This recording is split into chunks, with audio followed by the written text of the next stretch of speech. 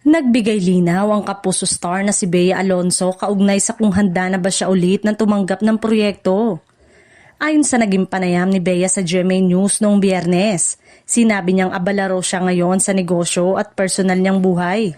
Right now, I'm focused on my business and in my personal life, pagsisimula niya.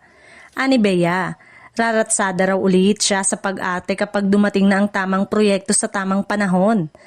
But it will come kapag dumating yung tamang proyekto. Alam mo naman ang mga artista, may itch yan, saad ni Bea. Kapag nakita mo yung tamang proyekto sa'yo kahit nakalmado ako ngayon, I will get out of my shell to do something, pahabol pa ng aktres. Pagbabahagi ni Bea tila pagtuklas sa sarili ang isa sa mga bagay na nagawa niya ngayong taon.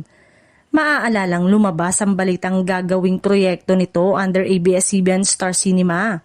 Kung matutuloy ay eto nga ang muling pagbabalik niya sa kapamilya matapos lumipat ito sa GMA Network.